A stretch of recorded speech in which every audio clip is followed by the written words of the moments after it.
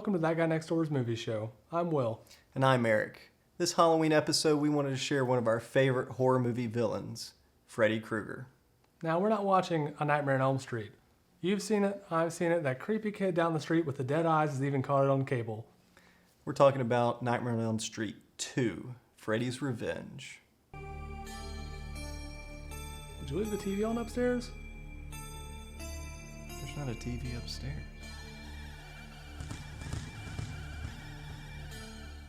Released 1 year after the original Nightmare, this sequel follows a kid named Jesse who is terrorized by Freddy and brainwashed into doing despicable things. Actually, that one's all Jesse. Even Freddy has his limits. Here we meet Jesse and immediately realize our protagonist could easily be mistaken for a young Jeffrey Dahmer. If a picture is worth 1,000 words, this one just says, I want to murder your family over and over again. We quickly learn that this is no ordinary bus, but one of Jesse's many dreams involving Freddy. Despite the fact that this film is full of unintentional comedy, the opening scene is actually pretty great.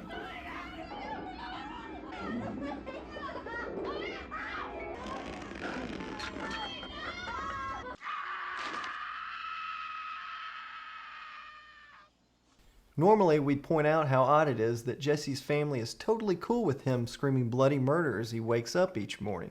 There's just one other thing that makes this scene a little more interesting. Angie, what are you up to? I'm trying to get Fu Manchus? Here, honey, why don't you wash down that sugary cereal with a nice helping of cultural insensitivity? At least Count Chocula is only racist to cocoa-loving bloodsuckers. Eventually, Jesse heads off to school with his soon-to-be love interest, Lisa. At PE, we learn that the teacher thinks that archery and baseball are two activities that can take place on the same field at the same time. What's the worst that could happen, right? And they're worried about dodgeball today. You okay? Yeah, I'm fine. Well, pay attention next time. Ah, molding the minds of tomorrow. Are they fighting or undressing each other? For anyone who didn't notice earlier in the film, we learn here from Grady that Jesse's dad has the worst taste in houses ever. It is in fact the same house on Elm Street from the first movie. Who packed this fridge? And what is that, a bottle of mayonnaise water? Daddy can't help you now. The next nightmare for Jesse reveals more of what Freddy's plans are for the teen. We got special work. You have to admire the film for trying to do something different. But why does Freddy need anyone? He racked up at least 5 kills in the first movie without anyone's help. I've got the brain. Side note, anytime there's a ghoulish figure burning things in the dark basement, feel free to call the cops or pump that sucker full of lead. This next dream is really weird because it has nothing to do with Freddy Krueger. Mom, I think it's time to cough up money for private school. My bio teacher is playing cornhole with a heart. Wait, how did this snake even get over here without anyone noticing? And is the sole purpose of this scene to show us a fake scare reminiscent of an actual scare from the first film? Why organize your room when you can mindlessly dump your possessions into random drawers? What's happening? It's kinda catchy, really.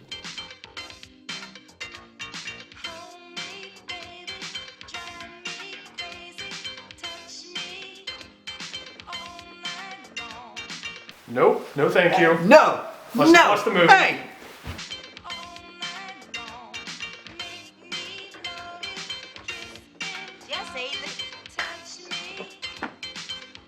In the process of helping Jesse move, Lisa comes across the journal of the original film's protagonist. After hearing her description of Freddy, Jesse realizes he might be in trouble. As part of Freddy's curse on the house, Jesse's family is constantly sweating from a busted AC system. Sure. It's 97 degrees in here. 97 degrees? Forget Freddy. That right there is my nightmare. Apparently the birds feel the same way. As horror fans, we've seen a lot of characters try to stretch reality to make sense of a supernatural event. Just listen to a few explanations from Jesse's dad on how this incident occurred. Well, Ken, I thought I did. I wasn't All right, sure. then what is it? I mean, bird rabies? It's that cheap seed you've been buying. Oh, please, Ken, really? No, it could be. There's got to be a rational explanation. I mean, animals just don't explode into flames for no reason. You know what he did? He used a cherry bomb. Oh, stop. That's what he did. Sure, Dad. Okay. Yeah.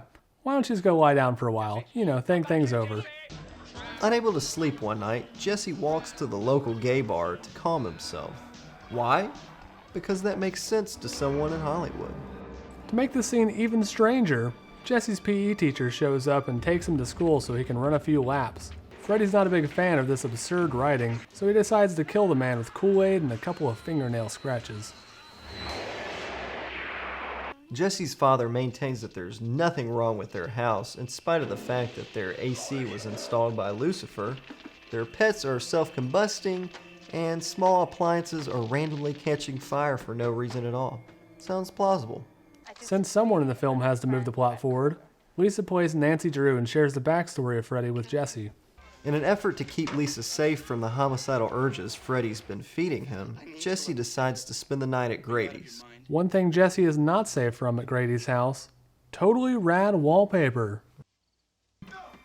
Like clockwork, Freddy shows up and makes Jesse dice Grady up. I can't believe that plan didn't work. All jokes aside, the effects in this scene are amazing for 1985.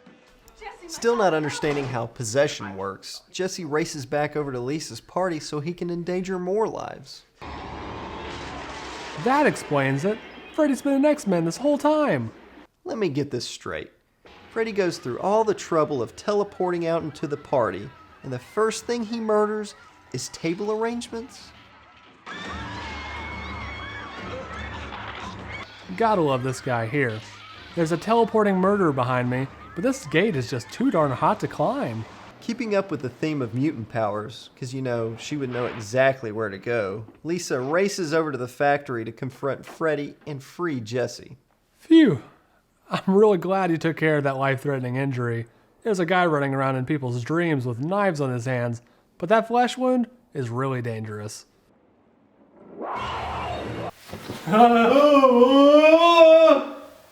Okay, show of hands. Who knew that there were doll-faced dogs in this movie? Anyone? And you didn't tell me? After maneuvering through Freddy's haunted castle, Lisa eventually finds Freddy and convinces Jesse to overpower the psycho through the power of love. Good day, huh? With Freddy defeated, everyone is free to live happily ever after. Hold on a second. There's no way this isn't a dream. No one gets that excited for the bus. It's okay. It's all over. Oh well. Better luck next time, kids. As flawed as some of the writing and characters are, that wasn't too bad for an 80s horror movie. What do you think, Eric?